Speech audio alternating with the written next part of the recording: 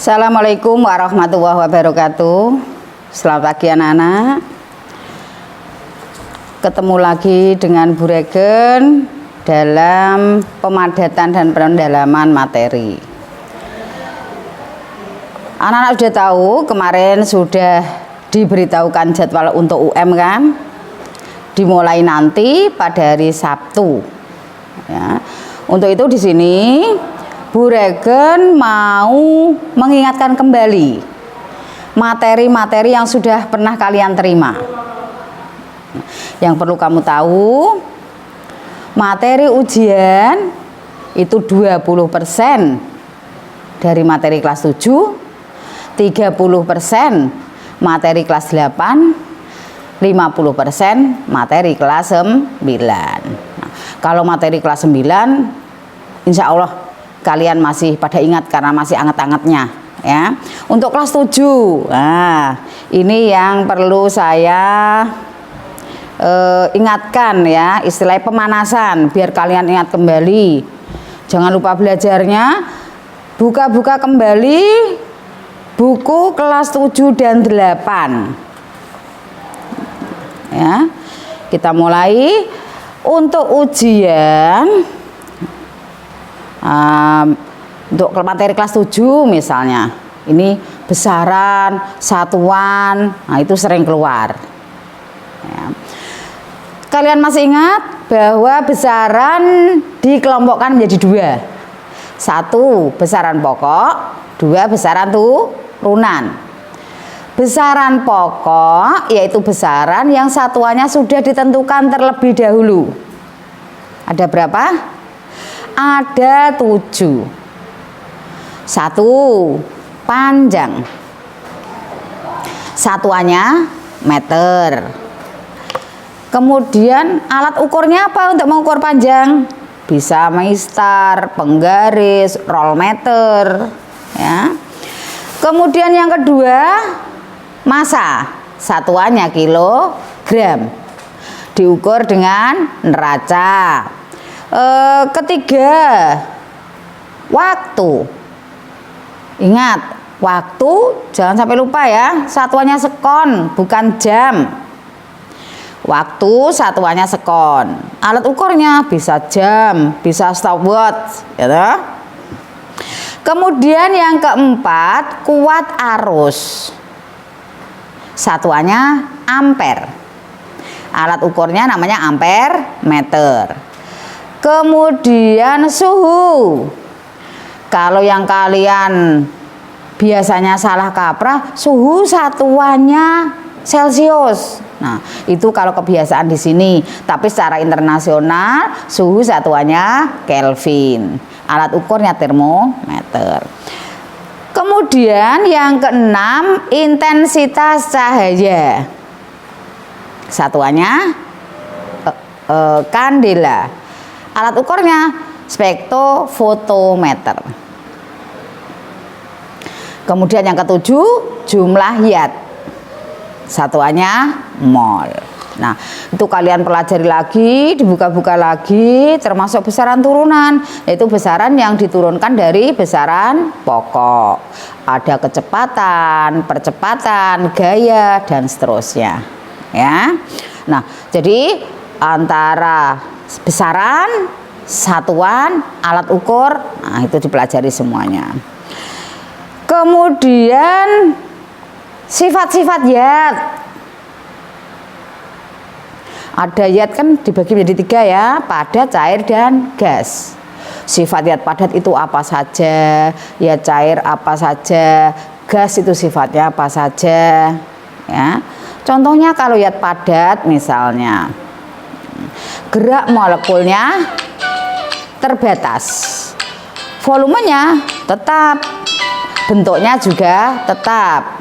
Nah gaya tarik antar partikelnya atau gaya tarik antar molekulnya sangat kuat sehingga bentuknya tetap. Benda ya cair, nah ya cair, gerak molekulnya bebas, nah, dan seterusnya dipelajari lagi. Kemudian suhu konversi satuan. Misalnya mengubah dari satuan Celcius ke Fahrenheit, Fahrenheit ke Kelvin, Kelvin ke Reaumur, dan seterusnya. Ya, kan satuan suhu ada Celcius, Reaumur, Fahrenheit, Kelvin. Ya. Cara mengkonversi bagaimana? Nah, saya berikan contoh misalnya. Suhu benda diukur menggunakan termometer Reaumur misalnya. 20 derajat Reaumur. Ini sama dengan berapa derajat Celcius? Nah, skalanya, perhatikan perbandingannya, itu kan Celcius banding Reaumur banding Fahrenheit. Berapa ini? 180. Fahrenheit berapa? Dari -32 sampai 212, 180. Disederhanakan menjadi 5 banding 4 banding 9. Nah, Celciusnya 5, Reaumurnya 4, Fahrenheitnya 9.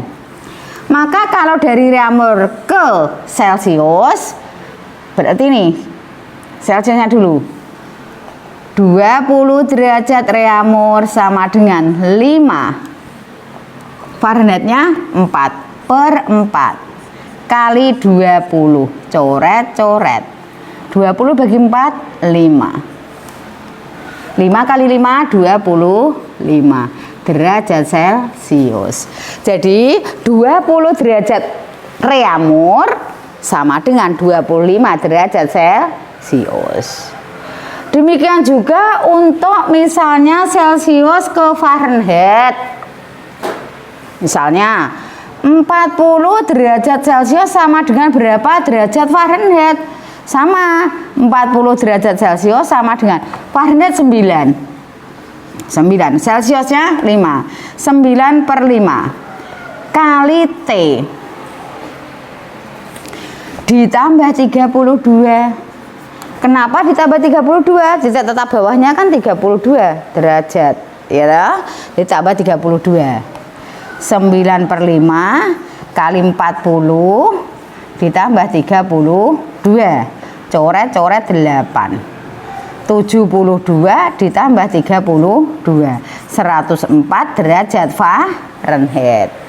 Jadi 40 derajat Celcius sama dengan 104 derajat Fahrenheit. Ya, dipelajari, itu buka kembali bukunya. Kemudian sifat fisika, sifat kimia suatu zat, ya. Sifat fisika misalnya tentang titik lebur, kemudian daya hantar listrik, itu sifat fisika. Kalau sifat kimia membusuk, berkarat, mudah terbakar, nah itu sifat kimia. Kemudian nama unsur dan lambangnya. Nah, pelajari nama unsur dan lambangnya. Misalnya hidrogen berarti H, helium He, oksigen O, kemudian kalsium. Kalau kalsium itu Ca, kalau kalium A. Beda ya. Kalau C karbon. Nah, tuh tabel unsurnya dipelajari, nggih. Kemudian molekul. Apa tuh itu molekul? Molekul unsur senyawa itu dipelajari lagi. Ya, molekul yaitu 2 atau lebih atom yang saling berikatan melalui reaksi kimia. Nah, molekul ini dibedakan lagi menjadi 2, anak-anak. Ada molekul unsur, ada molekul senyawa. Bedanya apa? Kalau molekul unsur yaitu kumpulan dari beberapa unsur yang sama. Kumpulan dari beberapa unsur atau atom yang sama. Nah, kalau digambarkan, Nah, misalnya O2. Kalau O saya gambarkan dengan lingkaran kosong seperti ini, O2 berarti ada lingkaran lagi yang sama. Nah, O2. Namanya molekul unsur. Terus kemudian H2. Misal H-nya saya beri gambar persegi. Ada gambar persegi 2 seperti ini. Nah, H2. Nah, ini namanya molekul unsur. Kumpulan dari unsur-unsur yang sejenis. Kumpulan dari atom-atom yang sejenis. Ini molekul unsur. Nah, bedanya dengan molekul senyawa, perhatikan. Molekul senyawa yaitu kumpulan 2 atau lebih unsur atau atom yang berbeda. Kalau tadi H saya beri gambar kotak, O saya beri lambang bulat seperti ini, maka H2O, H-nya berarti ada 2 toh, O-nya 1, maka ini O-nya, ini H-nya di sini, misalnya diletakkan di sini.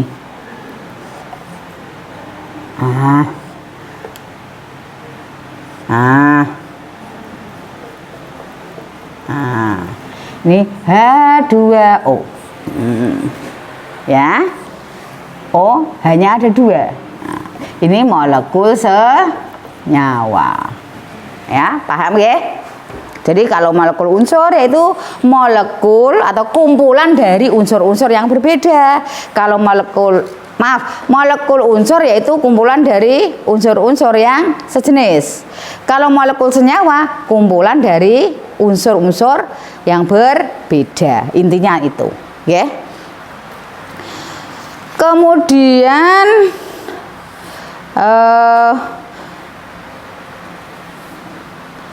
asam basa. Asam jelas berarti sifatnya rasanya tetap asam, ya. Kemudian pH kurang dari 7. Kalau disentuh terasa menyengat, terlebih kalau asam kuat. Oke. Kemudian nah ini yang sering dipraktekkan. Dapat memerahkan lakmus biru. Jadi kalau kertas lakmus warna biru kita masukkan ke larutan asam, nanti berubah menjadi merah. Nah, kalau sifat basa bagaimana? Rasanya pahit. Tapi jangan coba-coba untuk mengecek dengan cara menjilat, bahaya, apalagi basa kuat. Oke.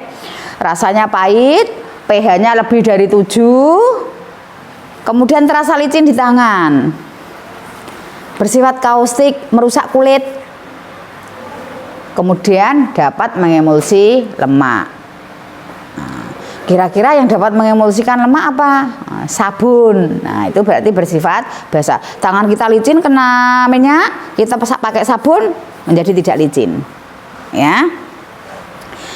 Kemudian membirukan lakmus merah, kebalikan dari asam. Kalau asam itu kan memerahkan lakmus biru. Lakmus biru dicelupkan menjadi merah.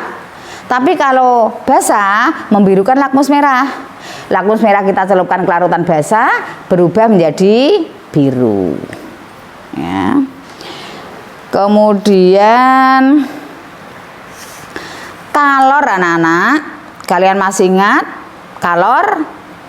Lambangnya huruf Q, rumusnya M kali C kali delta T. Ya. Kadang tidak langsung ke besarnya angka, ya, tapi untuk menentukan jenis benda. Nah, yang terpenting, perhatikan, kalian harus masih ingat ini, Q sama dengan M kali C kali delta T. Nah, ini diperhatikan baik-baik. Sebagai contoh, misalnya ada benda A lah, katakanlah benda A, ya. Masanya 500 gram, massa M 500 gram, dipanaskan dari suhu 10 derajat Celcius sampai 30 derajat Celcius. Berarti yang kita tulis apa? Delta T. Suhu akhir dikurangi suhu awal. 20 derajat Celcius. Kemudian ternyata memerlukan kalor misalnya 10.000 joule misalnya. 10.000 joule, Q sama dengan 10.000 joule. Nah, 10.000 joule ini perhatikan, kadang nulisnya di soal bukan 10.000 tapi 10 kilojoule Kj. Nah, ini kalian harus paham, nggih. Nah, termasuk di sini satuan massa apa tadi? Bu Regen sudah jelaskan di depan. Massa satuannya kilogram. Jadi ini harus kita ubah. Massa menjadi kilo naiknya berapa tingkat? 3. Berarti komanya kita 3 angka dari belakang. 1, 2, 3. 0,5 kilogram. Nah, kalor jenisnya berapa? Kalor jenis inilah yang menentukan jenis benda. Jadi setiap benda itu berbeda, ya. Maka karena Q sama dengan M kali C kali delta T, maka C sama dengan Q per M kali delta T. Tinggal masukkan angkanya. 10.000 dibagi massanya 0,5 kali 20 misalnya. Ini kan 20 itu delta T-nya 30 derajat dikurangi 10, 20. C sama dengan 10.000. Satu angka di belakang koma, komanya hilang, nolnya hilang. 5 kali 2, 10 dibagi 10. Maka kalor jenisnya berapa? Nolnya coret, 1000. Satuannya apa kalor jenis anak-anak? Masih ingat ya? Joule per kilogram derajat Celcius. Nah, itu cara menghitung kalor, ya. Kemudian GLBB. GLBB itu kan ada GLBB dipercepat, GLBB diperlambat. Apa tuh GLBB? Gerak lurus berubah beraturan. Kalau dipercepat berarti dari lambat semakin cepat, semakin cepat, semakin cepat seiring bertambahnya waktu. Demikian juga GLBB diperlambat. Berarti sesuai dengan waktunya dia akan semakin lambat, semakin lambat, semakin lambat, ya. Contoh GLBB dipercepat misalnya, bersepeda di jalan menurun. Kelereng jatuh dari bidang miring yang licin. Dan seterusnya. GLBB diperlambat, bersepeda naik jalan tanjakan. Ya. Kelereng menggelinding di rerumputan. Semakin lama kan semakin lambat terus berhenti, gitu. Nah, seperti itu. Nah, kaitannya dengan diperlambat dipercepat tadi, itu kan ada rumus, nggih.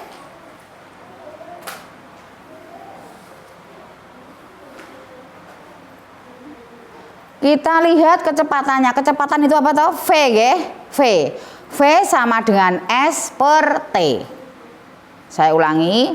Jadi untuk menentukan apakah itu benda bergerak dengan GLBB dipercepat atau diperlambat, kalau misalnya ada tampilan tabel, lihat di situ antara jarak yang ditempuh dan waktunya. Ya, harus hitung satu persatu. Misalnya jarak tempuhnya 12, waktunya 2 sekon. Berarti kecepatannya berapa? 12 per 2, 6 meter per sekon. Terus yang kedua 24, jaraknya 24 meter, waktunya 4 sekon. 24 per 4, berapa? 6. Kok ajek? Nek ajek berarti apa? GLBB enggak?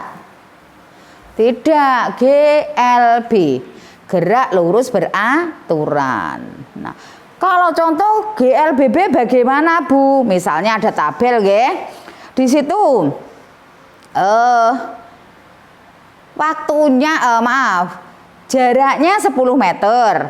Waktunya 2 sekon. 10 dibagi 2, 5 meter per sekon. Nah, terus berikutnya 30, jaraknya 30 meter, waktunya 4 sekon. 30 dibagi 4, 7,5 meter per sekon. Weh, mudah iki, tambah. Nah, berarti dipercepat. Ke bawahnya lihat lagi, hitung sampai selesai. Kalau di situ satu saja, ternyata belakangnya misalnya jaraknya 60 meter. Nah, terus waktunya jaraknya 60 meter, waktunya 12 sekon. 60 bagi 12, 5 meter per sekon. Berarti tadinya 5, 7,5, 5 lagi. GLBB dipercepat apa tidak? Tidak. 5 ke 7,5 sudah naik, harusnya naik lagi. Naik turun lagi berarti tidak beraturan. Nggih, dipahami nggih? Dibuka-buka lagi materinya. Kemudian energi ada energi kinetik, energi potensial gitu. Nah, energi kinetik rumusnya saya ingatkan lagi, EK sama dengan setengah mv kuadrat. Energi kinetik sama dengan setengah kali massa benda kali kecepatannya. Nah, kemudian energi potensial, energi karena kedudukannya nggih, berarti kaitannya dengan ketinggian. Maka rumusnya M kali G kali H. Energi potensial sama dengan massa benda kali percepatan gravitasi kali ketinggian.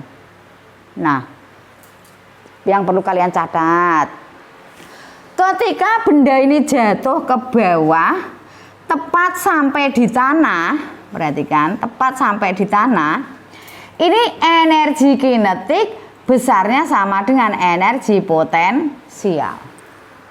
Kecepatannya maksimal, tapi ketinggiannya minimal, sama. Jadi ngitungnya ini sama nanti. Nah, ya, tepat benda jatuh di tanah, kecepatannya maksimal, ketinggiannya minimal. Jadi rumusnya nanti sama. Bisa dipakai rumus EK, bisa EP, ya, itu. Kemudian resultan gaya, gaya-gaya yang searah dijumlahkan, yang berlawanan arah dikurangkan. Nah, kemudian kaitannya dengan usaha, usaha sama dengan usaha W, ya. W sama dengan F kali S. Usaha sama dengan gaya kali jarak perpindahan. Nah, F-nya dihitung dari mana, Bu? F-nya itu resultan gayanya. Resultan gayanya cari dulu, baru dikalikan jarak perpindahan. Kemudian tuas, ya, pesawat sederhana, ya, tuas. Rumus pokoknya W kali LW sama dengan F kali LF. LW ini bisa diganti LB, sak senenge, tergantung mudeng endi. Artinya lengan beban, ya. LF itu lengan kuasa, bisa saya ganti LK. Ini beban kali lengan beban sama dengan kuasa kali lengan kuasa. Bu, kalau yang dicari kuasanya bagaimana? F-nya. Nah, F, lihat, yang dikalikan dengan F apa? LF. LF itu kok ngisor tanda per. Nah, lainnya di atas tanda per tetap dikalikan. W kali LB. Tinggal masukkan angkanya, beres, bar. Nah, sing teliti biar betul. Oke? Nah, ini. Makanya anak-anak yang rajin, sing diterangke gelem nyatet, gelem gatekke, yakin mudah, nggih. Kok nyatet dipeksa dijewer rasa-rasa kon iso ya angel, wis pokoke angel, nggih ta. Nah, itu. Kemudian bunyi. Entah itu yang ditanyakan nanti cepat lambat bunyinya, jarak yang ditempuh atau waktunya. Rumusnya S sama dengan V kali T. atau V sama dengan S per T. S itu jarak tempuh, V kecepatan atau cepat lambat bunyi, T-nya waktu. Nah, ini sudah diberi contoh berkali-kali, sudah diterangkan berkali-kali, ya. Kemudian kaitannya dengan cahaya, alat optik. Nah, alat optik pelajari juga tentang ini anak-anak, kelainan, nggih, miopi, hipermetropi, presbiopi, nggih, rabun jauh, rabun dekat, mata tua, sifat-sifatnya, ciri-cirinya, nggih. Nah, itu. Terus nanti ditolong dengan kacamata apa? Itu harus paham. Kemudian listrik statis. Di situ mempelajari tentang sifat-sifat muatan listrik. Ternyata benda netral bisa diberi muatan listrik. Caranya digosok. Bahan-bahan plastik digosok dengan kain wol, menjadi bermuatan listrik negatif. Kaca digosok dengan kain sutra. Nah, kemudian sifatnya bagaimana? Nah, muatan yang sejenis tarik menarik, yang sejenis tolak menolak, yang berbeda jenis tarik menarik, nggih.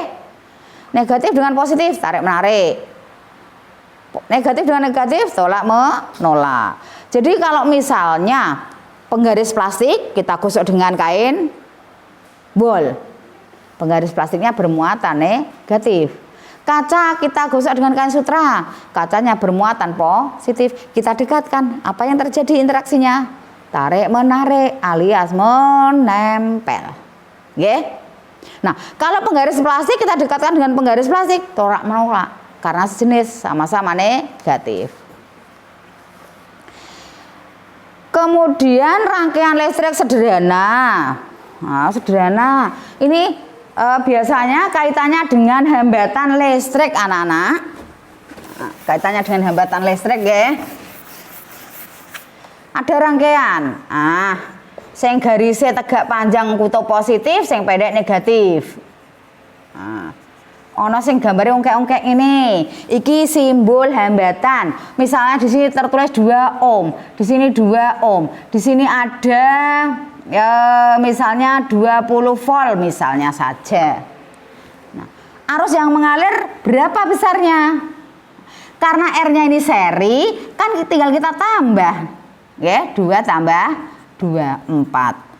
V-nya 20. Maka I sama dengan V per R. 20 dibagi 4, 5 ampere. Loh, gampang toh? Nah, mulanya yang penting satu, belajar. Mau belajar dan tetap semangat, nggih. Nah, Bu, kalau R-nya tidak seperti ini bagaimana? Seperti ini misalnya. Beda lagi, nggih. Iki ngene R-e. Terus kene dipasangi lampu. Nah, lampu termasuk hambatan, nggih. Ini 2, ini 2. Ini 20 sama. Hanya R-nya dirangkai secara paralel. Maka R nek paralel kan seper R1 tambah seper R2. Berarti setengah ditambah setengah. 1. V-nya 20. I sama dengan V per R. 20 per 1. 20 ampere. Loh, beda ya? Angkanya podo kabeh lho, Bu. Iya, sama. Tapi rangkaian hambatannya beda. Nggih. Nek seri tinggal dijumlah, nek paralel diper, nggih, seper RP. Paham nggih? Kemudian energi listrik, rumus pokoknya W sama dengan V kali I kali T. W energi listrik, V tegangan, I kuat arus, T waktu. Nah, yang Bu Regen tekankan di sini anak-anak satuan, nggih. Kalau satuannya joule harusnya waktunya sekon sesuai dengan sistem satuan internasional. Bu, kalau masih dalam jam bagaimana satuannya? Diubah dulu menjadi sekon. Nggih. Hati-hati. Kemudian bioteknologi, ada bioteknologi konvensional atau sederhana, ada bioteknologi modern. Nah, produknya apa saja dipelajari, nggih. Terus mikroba yang berperan apa saja, itu. Kemudian sistem pencernaan, nggih. Enzim-enzimnya itu apa saja? Enzim pada sistem pencernaan. Misalnya enzim yang ada di lambung itu apa saja. Kemudian sistem ekskresi dipelajari.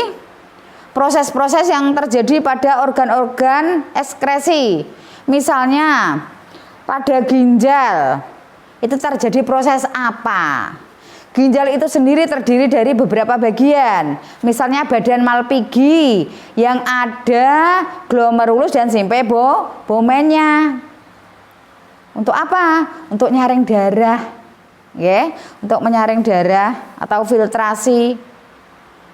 Nek disaring berarti ono ampase. Nah, iya ada ampasnya. Ampasnya namanya filtrat glomerulus. Nah, dari badan Malpighi tadi diteruskan lagi dan seterusnya.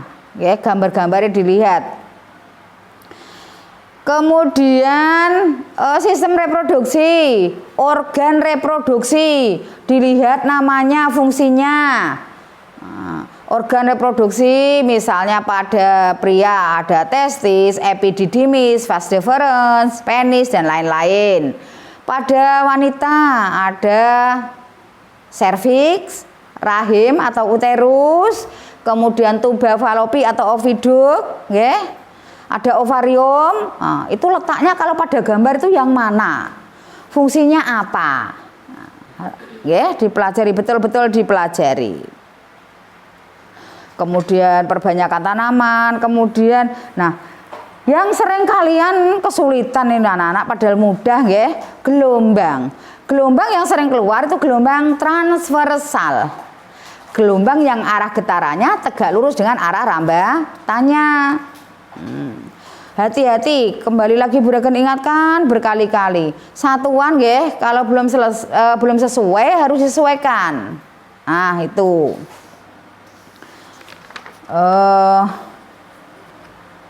Kemudian trafo yang sudah pernah saya jelaskan juga, NP per NS sama dengan VP per VS sama dengan IS per IP dan seterusnya. Kemudian peranan tanah, kemudian ekosistem. Nah, dipelajari semuanya ya. Yang hitung-hitungan itu biasanya yang kalian agak lemah. Nah, saya beri contoh untuk yang gelombang saja, ini sederhana. Gelombang transversal. Misalnya ada gambar seperti ini. Harusnya mudah loh anak-anak. Sayangnya kalian tuh malas. Nah, ini gelombang transversal nih. Arah getarannya tegak lurus dengan arah rambatannya.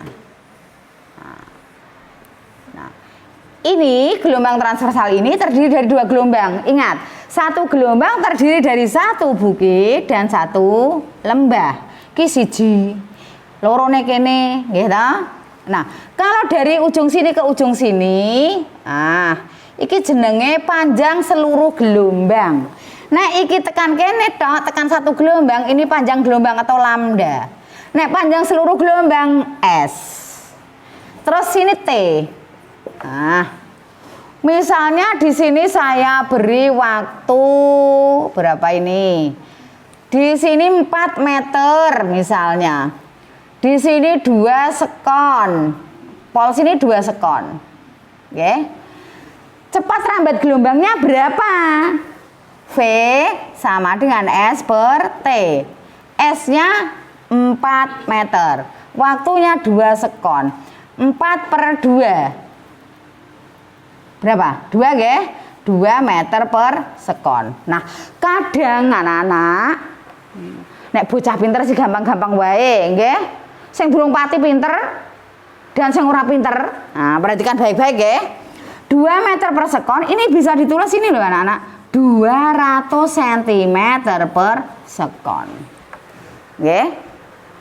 Wong jawabane loro kok gak ana angka loro kene, anane kok atus-atusan. Teko ndi atus-atusan? Nah, lihat satuannya baik-baik, nggih.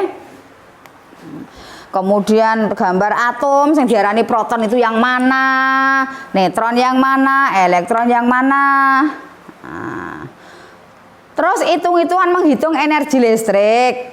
Misalnya satu rumah menggunakan lampu sebanyak 5 masing-masing 20 watt selama berapa jam? Nah, rumusnya apa coba kemarin? Bisa W sama dengan P kali T. P itu daya, satuannya watt. T waktu. Kalau satuan pada jawaban itu joule, waktunya satuannya sekon. Kalau kWh, satuan energinya kWh, waktunya dalam jam. Deleng-eleng nggih. Nek satuannya kWh berarti waktunya satuannya jam. Nek satuan energinya joule, waktunya dalam sekon. Wis gampang. Nggih. Harus paham, mau gampangnya pol kok ya. Nggih. Kemudian kemagnetan itu juga ada. Elektromagnet, magnet yang dibuat dengan cara dialiri arus listrik, sifatnya sementara. Nah, keuntungannya apa elektromagnet? Kemagnetannya dapat diperkuat, dapat diperkecil. Cara memperkuat bagaimana? Gampang. Tambah lilitan kumparannya, perpanjang inti besinya, perbesar arus yang mengalir. Nah, beres. Jadi kuat magnetnya. Nah, memperkecil piye Bu di kebalikannya. Lilitannya sidik, inti besinya pendek, arusnya kecil saja. Cilik dadine, gitu. Keuntungan lainnya, elektromagnet itu sifat kemagnetannya bisa dihilangkan dan ditimbulkan kembali dengan cara memutus dan menghubungkan arus listrik. Oke? Tetap semangat ya, selamat belajar. Mudah-mudahan kalian nanti dapat mengerjakan soal-soal ujian dengan baik sehingga hasilnya juga memuaskan. Oke, sekian. Assalamualaikum warahmatullahi wabarakatuh.